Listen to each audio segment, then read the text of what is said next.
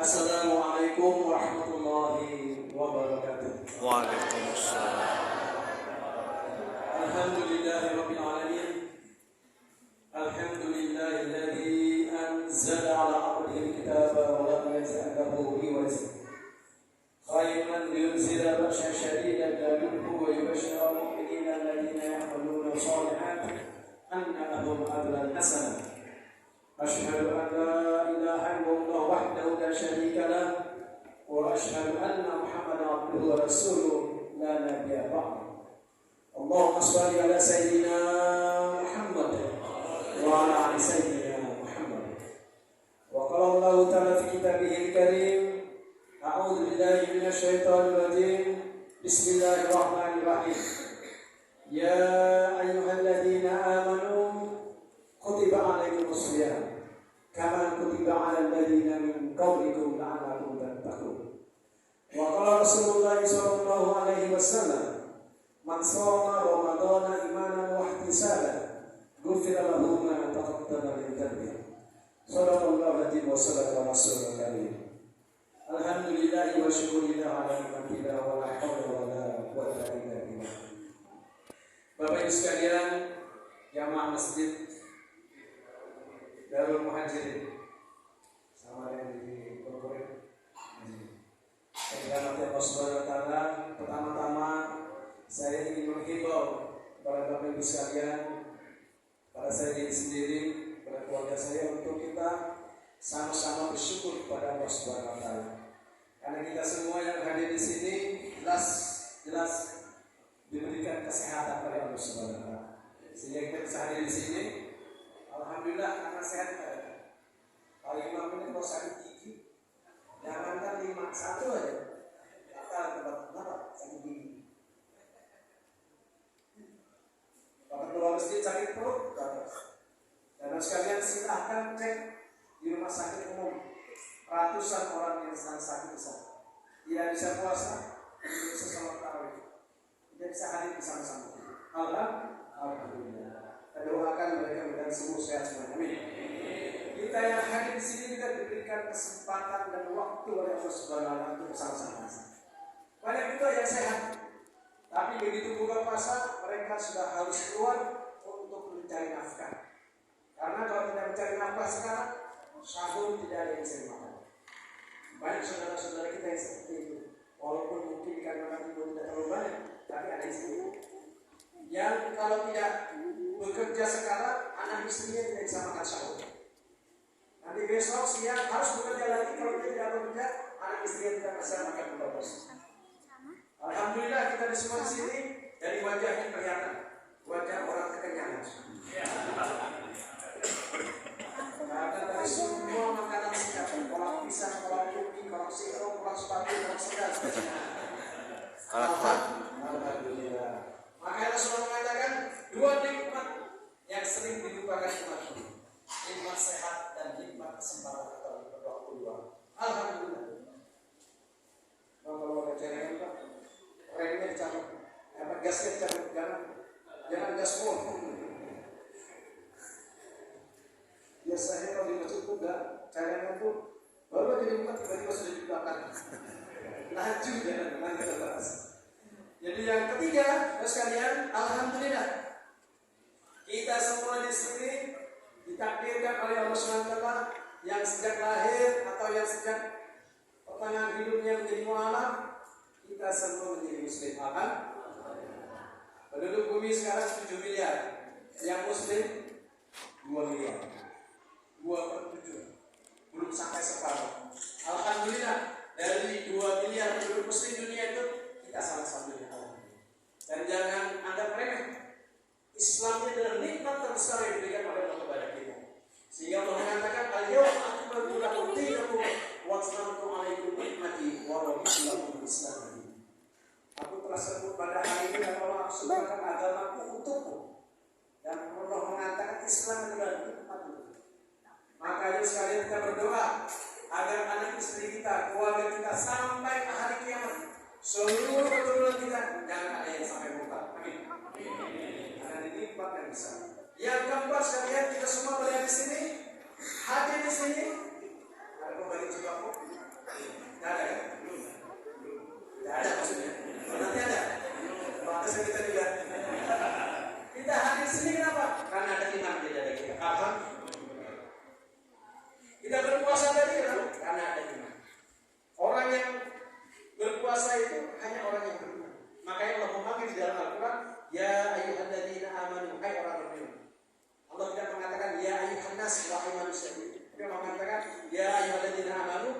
kutiba alaikum siyam, diwajibkan kepada kamu berpuasa, kama kutiba alal ladzina min qablikum, sebagaimana diwajibkan atas para sebelum kamu, la'allakum tattaqun, mereka yang bertakwa. Kenapa sekalian kalau orang berpuasa tanpa iman dibunuh dia? Ya kan? Jadi kisah seorang pemuda menikah dengan santri.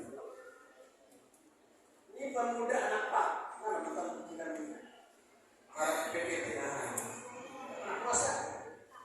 Tapi takdir menikah dengan anak santri, solehah, berjilbab, anak istrinya di santri. Masuk bulan Ramadan mau tidak mau harus puasa.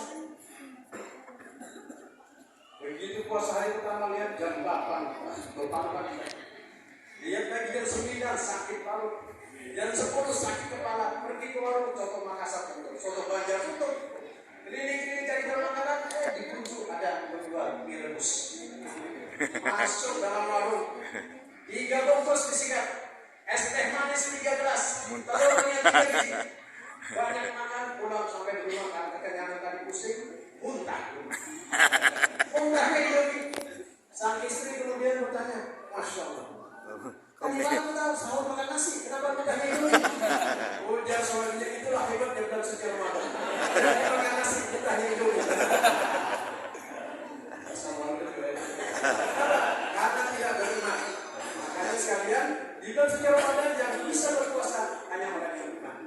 Alhamdulillah, Bapak sekalian, dan kita didik anak-anak kita yang masih kecil untuk berpuasa untuk dididik menjadi orang yang beriman. Alhamdulillah, ada yang 5 tahun sudah berpuasa, 6 tahun, 7 tahun, yang sampai ada yang 40 tahun belum pernah puasa. Ya. Ada Pak ya? Dulu ada anak kos di rumah itu saya. Dulu saya kalau kos di rumah saya wajib puasa. Ini kalau kakak atas saya dari Surabaya, dari keluarga yang mohon maaf tidak biasa lah puasa. Puasa setengah mati sudah puasa. Begitu habis sahur, guring habis subuh sampai asar. Itu dilakukan hampir setiap hari. Begitu 30 hari puasa, alhamdulillah. Seumur hidup katanya baru pertama kali puasa 30 hari. Ada Bapak alhamdulillah masih ada iman. Oleh karena itu sekalian kita semua yang ada di sini kita bersyukur ada iman di dada kita. Walaupun iman yang ada di dada kita ini jangan bandingkan dengan Sayyidina Abu Bakar, Sayyidina Umar, Sayyidina Utsman, Sayyidina Ali. Iman kita terlalu tipis, tetapi mudah-mudahan dengan tipisnya iman ini Allah memberikan rahmat dan berkah bagi kita. Amin. Amin. Yang kelima sekalian, kita bersyukur hari ini malam bisa banyak disebutkan malam kelima Ramadan. Kita semua di sini berada di bulan suci Ramadan. Ada amal ibadah lipat gandakan pada Allah SWT karena personality, maksudnya ketakwaan dan kedudukan.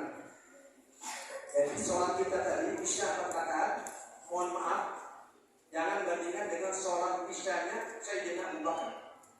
Pahalanya jauh seperti langit dan bukan bumi lagi, dasar syukur. Kenapa? Karena kedudukan beliau yang mulia. Nah, itu tidak bisa kita lawan. Yang kedua, ada amal ibadah yang dilipat gandakan karena tempat berada di tempat suci.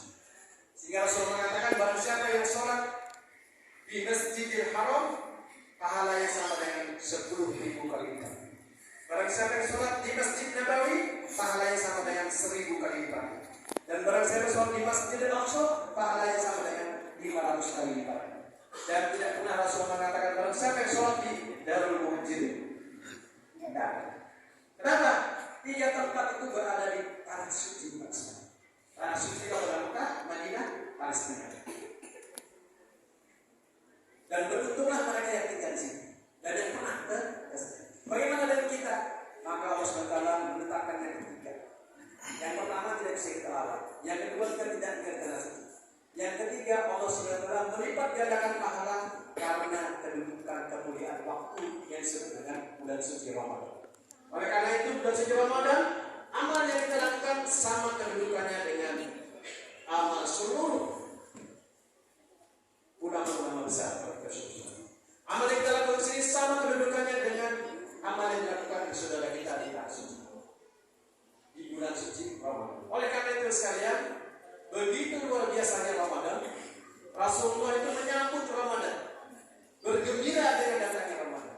Oleh karena itu sekalian, orang yang beriman itu begitu datang Ramadan bergembira, karena dia tahu ini kesempatan untuk membersihkan hati, membersihkan dosa-dosa yang ada pada diri. Dan alhamdulillah kita menjadi salah satu. Bapak sekalian, begitu menjelang datang Ramadan, Rasulullah itu hanya 9 kali puasa di bulan suci Ramadan, karena kewajiban Ramadan itu turun pada tahun kedua Hijriah. Dan beliau hanya 10 tahun di Madinah, tahun kedua Hijriah, sampai tahun 10 hanya 9 kali diikuti puasa Ramadan. Setiap menjelang Ramadan, Rasulullah berdoa. Bagaimana doa yang kita ketahui? Allahumma barik lana fi Rajab wa Sya'ban wa barik lana Ramadan. Ya Allah, berikanlah kepada kami keberkahan bulan Rajab dan Sya'ban, dan sampaikanlah umur kami memasuki bulan suci Ramadan. Bayangkan, setiap menjelang Ramadan, Rasulullah menyambut bulan suci Ramadan, bahkan 2 bulan sebelum Ramadan datang. Apa artinya? Rasulullah merindukan bulan suci Ramadan. Rasulullah berharap Ramadan itu datang. Oleh karena itu, semua amal ibadah di bulan suci Ramadan dilipat gandakan pahalanya yang besar.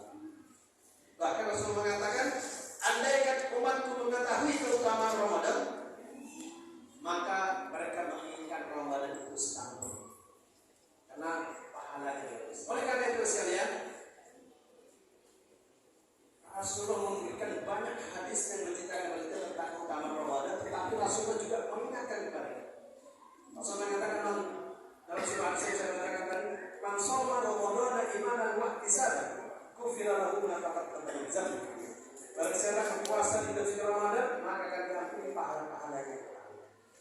Tetapi dalam hadis yang lain Rasulullah mengatakan, "Kam min sha'imin laisa lahu syar'un dhamma, wa kam min qa'imin laisa lahu qiyamun illa."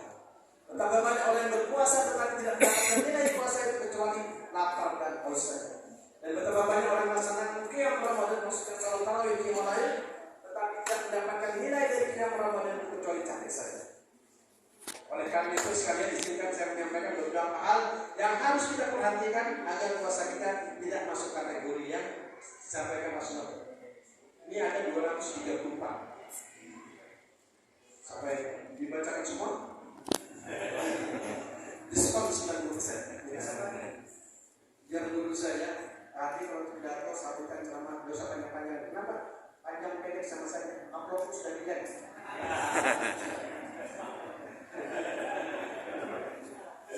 Bapak sekalian, yang pertama yang harus kita lakukan di bulan Ramadan adalah memastikan bahwa puasa Ramadan kita jaga dari hal-hal yang mengurangi pahala puasa Ramadan.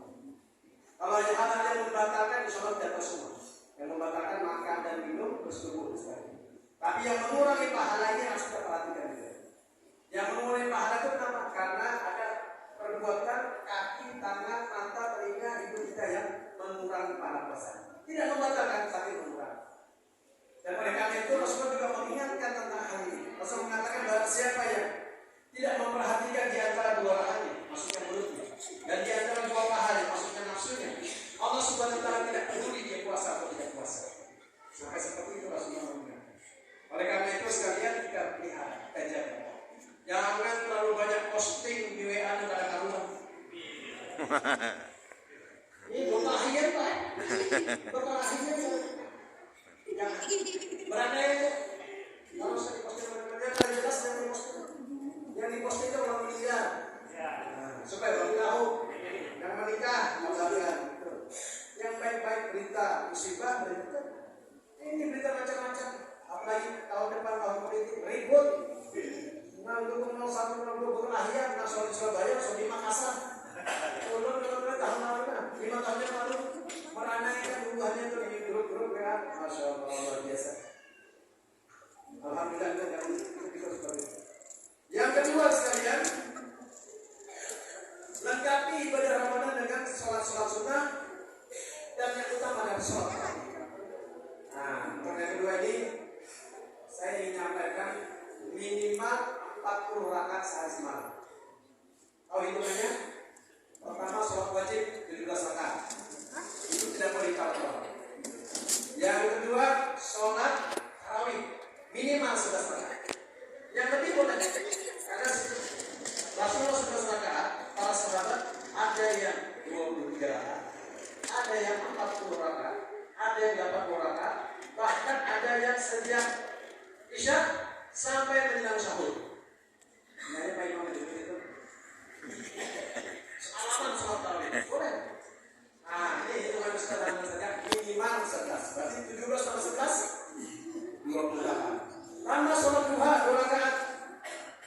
bisa sholat duha, jangan Roma Irama terlalu.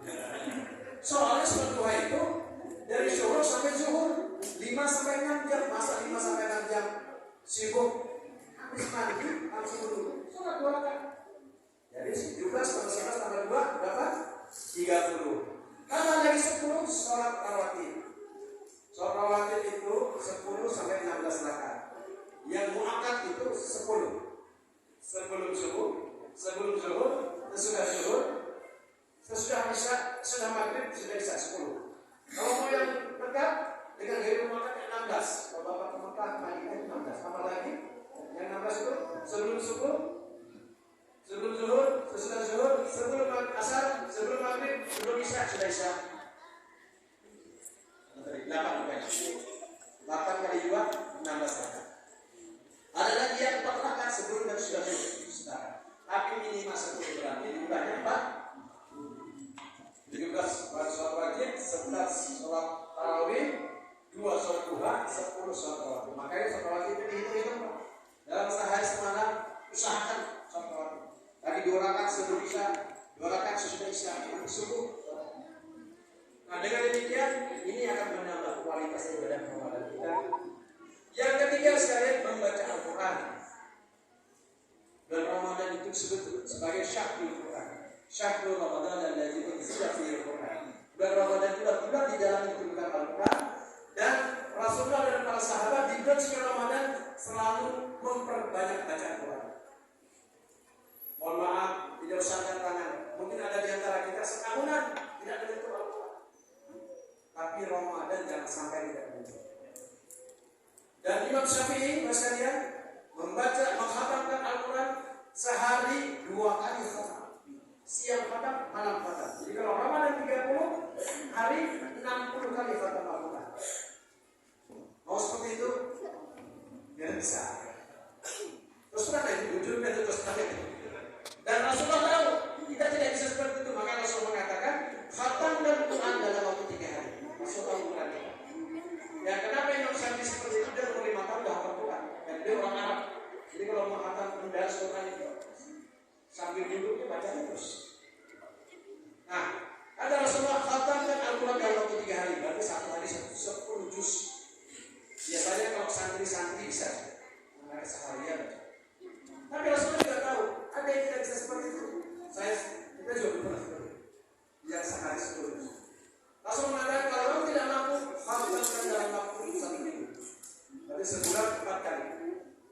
Kalau kamu tidak mampu juga Rasulullah khatamkan dalam waktu 1 bulan. Jadi kalau malam kelima, mudah-mudahan Bapak sekalian sudah membaca minimal 4 juz. Supaya nanti kalau 30 hari selesai 30 juz. Bagaimana dengan Bapak Ibu sekalian yang baru belajar baca Quran? Itu Pak. Kalau dari kita membaca alif lam mim alif 2 menit alif lam tentu. Karena baru belajar Al-Quran. Rasulullah mengatakan barang siapa yang membaca Al-Quran terbata-bata dapat pahala 2 kali. Masya Allah. Begitu Rasulullah menghormat kepada kita. Yang tidak sempat baca Quran, dengarkan. Nah, HP sekarang. Silakan di YouTube. Mau lagunya siapa, Korea siapa, seluruh dunia saya terpilih. Dan Allah SWT yang menegaskan, wa idza quri'a Qur'an fastami'u wa ansitu la'allakum turhamun. Jika dibacakan Quran, maka dengarkan dan perhatikan la'allakum turhamun agar kamu mendapatkan rahmat. Jadi mendengarkannya saja mendapatkan subhanallah. Luar biasa. Dan Rasulullah mengatakan, barang siapa yang membaca 1 huruf Al-Quran, maka dia akan mendapatkan 10 kebaikan. Dan tidak aku katakan alif lam mim itu 1 huruf, melainkan 1 huruf, lam 1 huruf, dan mim 1 huruf. Al-Quran 30 juz, 114 surah, 6.666 ayat. Berapa huruf di dalam tidak terhitung. Perbedaan pendapat komputer itu adalah terus. Jadi kalau itu karena ada perbedaan dalam menentukan huruf. Ribuan. Dan barang siapa baca Quran, Rasulullah mengatakan di akhirat nanti Al-Quran itu akan memberikan syafaat bagi orang yang membaca. 3 saja. 200. Yang keempat sekalian, jangan lupa untuk selalu berdoa di bulan suci Ramadan. Dan nanti kalau habis tarawih biasakan ada doa Allahumma inna nas'aluka ridhaka wal jannah wa wa na'udzubika min syarri ma. Itu doa yang diajarkan oleh Rasulullah untuk sering dibaca di bulan Ramadan. Setiap saat. Minimal pada saat tarawih, pada saat witir, pada saat sahur, pada saat buka puasa, sambil jalan, ibu-ibu sambil menggoreng.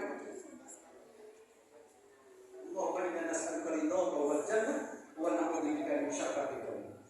Dan berdoa di bulan Ramadan itu mustajab. Yang kelima sekalian, pertama menjaga puasa dari hal-hal yang mengurangi pahala puasa. Yang ketiga melengkapi puasa dengan sholat sunnah. Yang ketiga membaca Al-Quran. Yang keempat memperbanyak doa. Yang kelima bersedekah di bulan suci Ramadan. Kayak tadi buktinya masa cahaya sampai mati. Hah? Sampai belakang.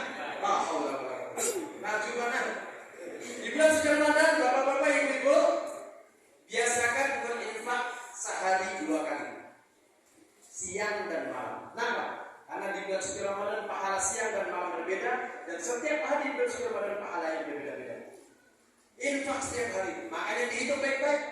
30 hari berarti kali 2 60 berapa? Bapak ibu satu berinfak. Kalau sekali 1 juta berarti 60 juta. Misalnya. Yang pasti oleh karena itu buat perhitungan masing-masing. Kira-kira saya ini mampunya berapa dasarnya. Dan Allah SWT menilai bukan besarnya, tapi nilai pengorbanan. Contoh, biar Bapak penting, dia bukan Pak Haji, Mama mungkin contoh Pak Haji lah. Pak Haji ini penghasilannya sebulan 10M, 10 kali minjam. Betapa yang sedangnya, mohon maaf, contoh aja agar mudah.